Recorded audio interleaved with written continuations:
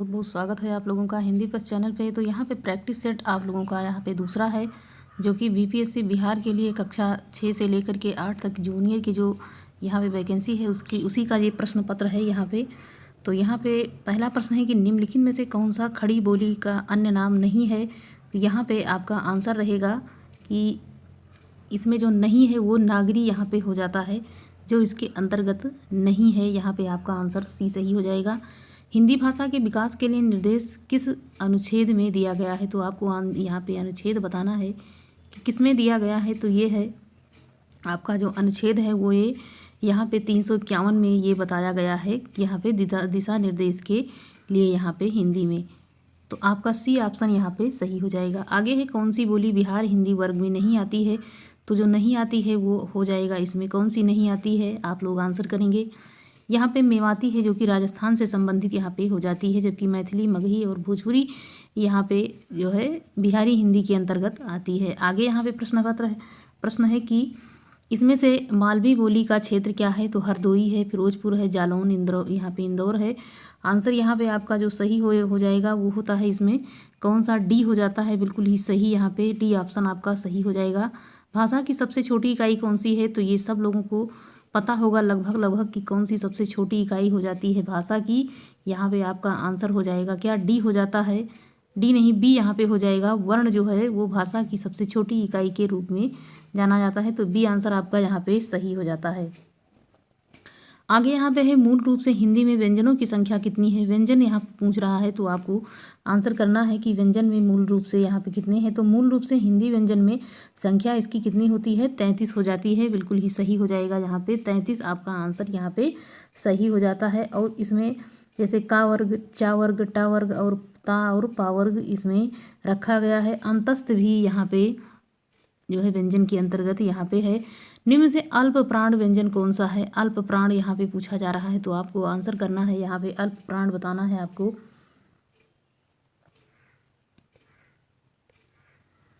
आपका आंसर यहाँ पे बी हो जाएगा बिल्कुल ही सही, टा और यहाँ पे डा जो है यहाँ पे अल्प प्राण के अंतर्गत हो जाएगा। शुद्ध वर्तनी वाला शब्द कौन सा है। तो शुद्ध वर्तनी का यहाँ पे आपको आंसर करना है कि यहाँ पे शुद्ध वर्तनी वाला शब्द कौन सा है। तो त्योहार यहाँ पे बी आंसर आपका हो जाएगा बिल्कुल ही सही। आगे है इनमें से कौन सा वाक्य अशुद्ध है। अशुद्ध पूछा जा रहा है इसमें। महेंद्र में कौन सा संधि है। तो वी आंसर आपका यहाँ पे सही हो जाएगा, बी। यहाँ पे बी आंसर आपका सही हो जाता है। आगे है यदि विसर्ग के बाद स्वर या व्यंजन का मेल हो तो उसे क्या कहते हैं। विसर्ग के बाद स्वर व्यंजन का मेल हो तो उसको कौन सी संधि कहा जाएगा। यहाँ पे पूछा जा रहा है कि क्या हो जाएगा, समास है, स्वर है, व्यंजन है या फिर विसर्ग है। तो यहाँ पे आपका आंसर हो जाएगा क्या, बी हो जाता है। इसमें स्वर हो जाता है, यहाँ पे बी आंसर आपका सही हो जाएगा। आगे है लोटा किस प्रकार का शब्द है। तो ये बहुत ही आसान प्रश्न आप लोगों के लिए रहेगा कि लोटा किस प्रकार का शब्द है। तो यहाँ पे बी आंसर हो जाता है इसमें भी सही। तो यहाँ पे ये देशज के अंतर्गत लोटा है, थाली है, ये सारे शब्द किसके अंतर्गत आ जाएंगे। यहाँ पे लोटा में के अंतर्गत यहाँ पे कुछ जो है कटोरा हो जाता है। उसके बाद डोंगा हो जाएगा, डिबिया, खिचड़ी, खिड़की, पगड़ी, खिचड़िया, ठेठ, ठुमरी। इस प्रकार के जो शब्द हैं ये किसके अंतर्गत आ जाते हैं यहाँ पे। तो ये हो जाएंगे यहाँ पे अमृत का अनेकार्थी शब्द जो है नहीं है, वो आपको आंसर करना है। स्वर्ण है, अन्न है, कमल है, दूध है।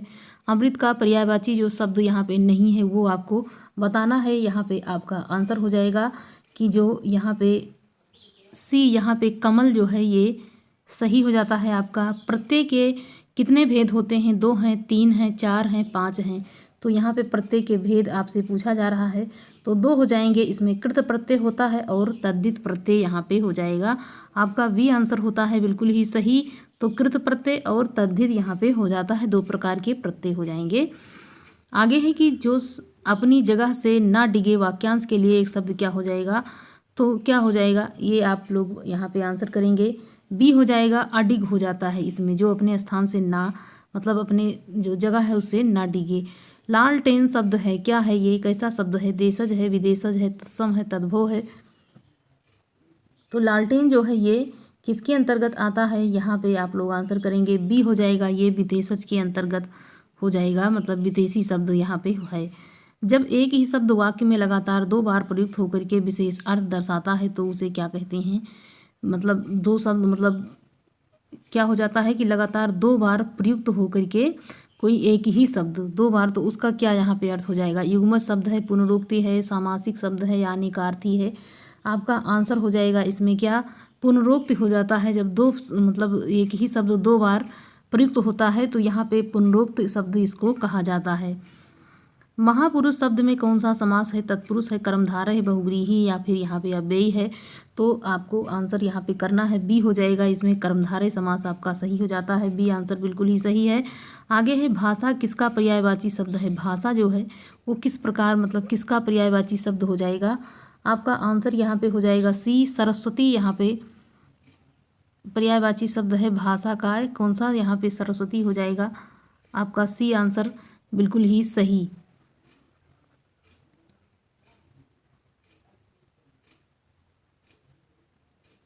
और यहाँ पे सरस्वती का पर्यायवाची अगर देखा जाए तो इसमें गिरा, शारदा, वीणा पाणी है, वागीसा है, ब्राह्मी है, शारदा है, वाक है, भारती है, ये सारे शब्द जो हैं ये सरस्वती का पर्यायवाची यहाँ पे हो जाएगा। आगे यहाँ पे प्रश्न है संज्ञा के कितने भेद होते हैं, तो यहाँ पे आपको बताना है कि संज्ञा के कितने भेद होते हैं।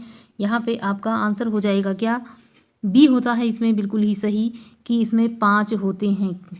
कितने होते हैं, तो 5। जैसे व्यक्तिवाचक है, समूहवाचक है, जातिवाचक है, भाववाचक और द्रव्यवाचक, इसमें 5 हो जाते हैं।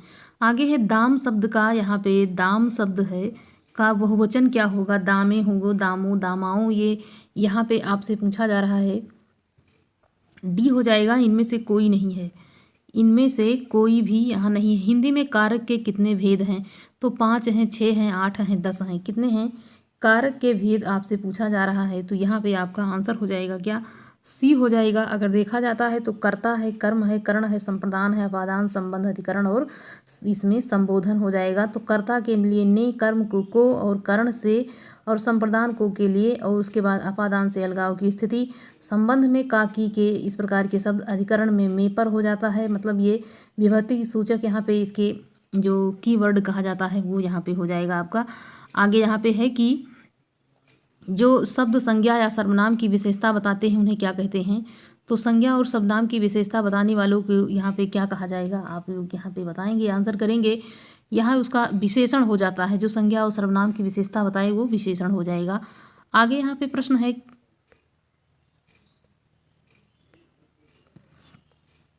सिर खुजलाता है वाक्य में कौन सी क्रिया है, सकर्मक है, अकर्मक है, द्विकर्मक, संयुक्त क्रिया है, किस प्रकार की क्रिया है, तो बी हो जाएगा, ये अकर्मक क्रिया हो जाती है। क्या हो जाती है, अकर्मक क्रिया यहाँ पे ये हो जाएगी। आगे यहाँ पे प्रश्न है,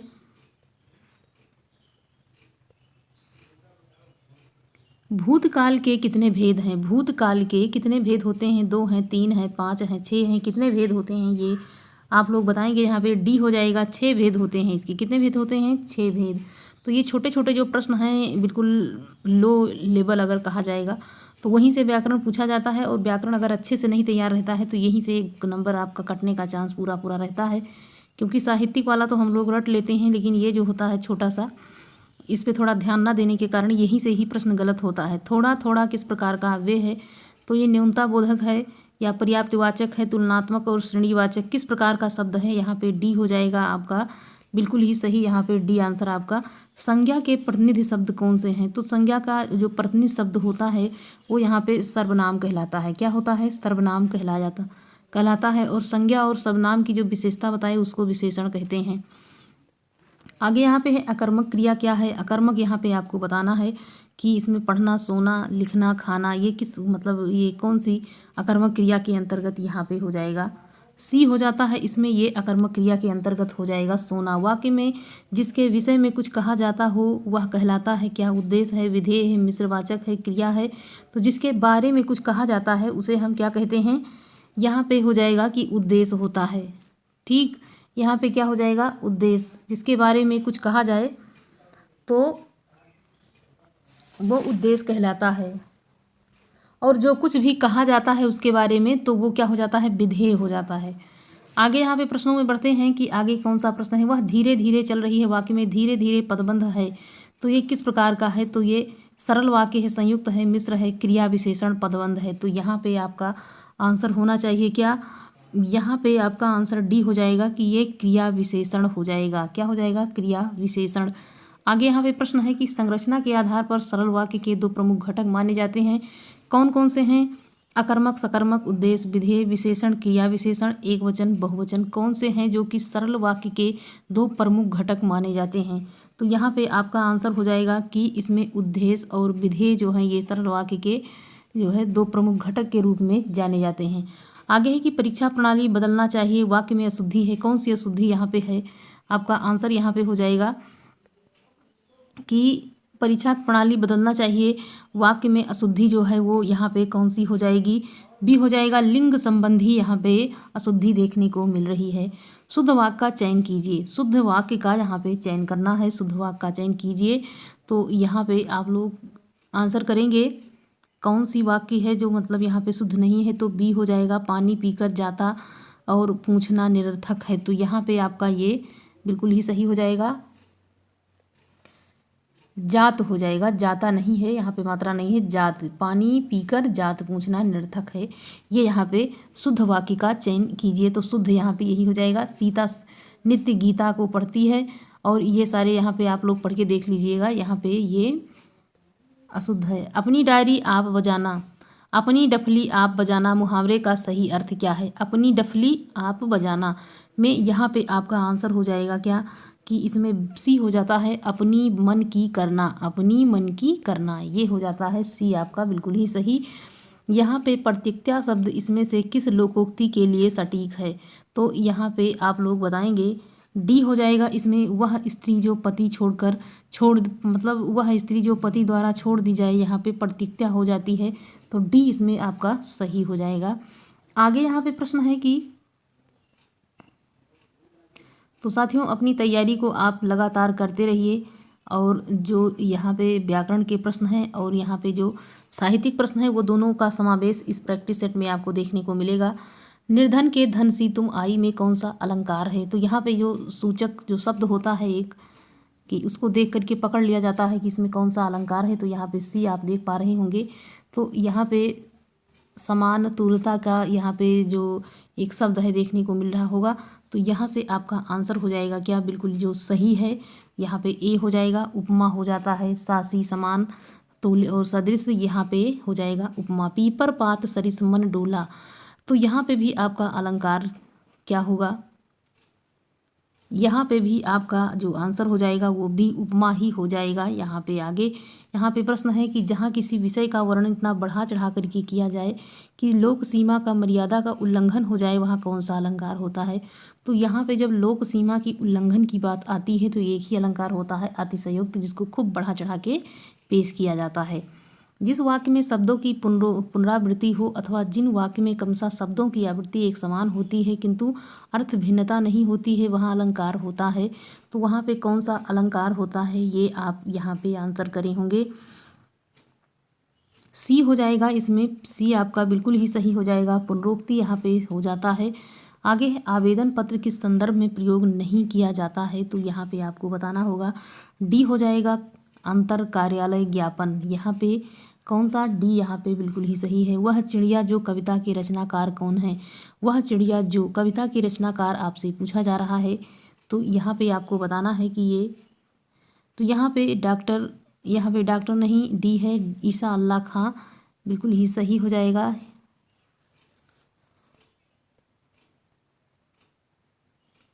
वह चिड़िया जो कविता के रचनाकार कौन है। तो यहाँ पे वह चिड़िया जो कविता के रचनाकार अगर देखा जाए तो केदारनाथ अग्रवाल यहाँ पे हो जाएंगे।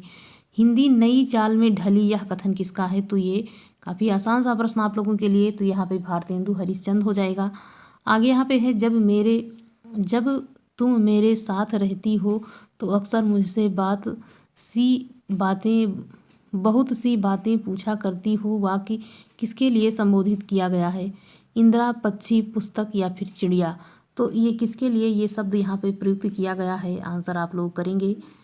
ए यहाँ पे हो जाएगा ए आंसर आपका यहाँ पे सही हो जाता है। 9 आखिल पद यात्रा के समय गांधी जी के शिविर में कितने आदमियों को रहने की अनुमति दी? 3, 5, 4 या फिर 2। तो यहाँ पे आपका जो आंसर हो जाएगा वो डी यहाँ पे सही हो जाता है, 2 हो जाएगा। आगे है दादी माँ शीर्षक कहानी के रचनाकार कौन हैं? यशपाल हैं, शिव प्रसाद सिंह हैं, शेखर जोशी हैं, जैनेन्द्र हैं। यहाँ पे आपको आंसर करना है कि इसमें कौन सा सही है। तो यहाँ पे शिव प्रसाद हो जाएगा आपका बिल्कुल ही सही। क्या हो जाएगा? शिव प्रसाद यहाँ पे आपका सही हो जाता है। आगे है मिठाई वाला शीर्षक कहानी किसके द्वारा रचित है? सर्वेश्वर दयाल सक्सेना हैं, यतीश अग्रवाल हैं, जैनेन्द्र कुमार हैं, भगवती प्रसाद वाजपेयी हैं।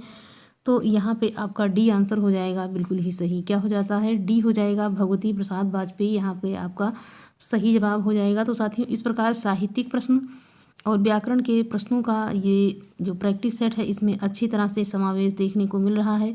तो आप अपनी तैयारी को यहाँ से अच्छे से कर सकते हैं। और साथियों, इस वीडियो को आप ज़्यादा से ज़्यादा साथियों दोस्तों में शेयर कीजिए जिन्होंने यहाँ पे जो ये पेपर है जिसका एग्ज़ाम उन्हें देना है, यहाँ तक जो है वहाँ तक ये जो है वीडियो आप लोगों के द्वारा पहुँचनी चाहिए। तो साथियों, मिलते हैं अगली वीडियो में, तब तक के लिए आप लोग अपनी तैयारी करते रहिए। नमस्कार।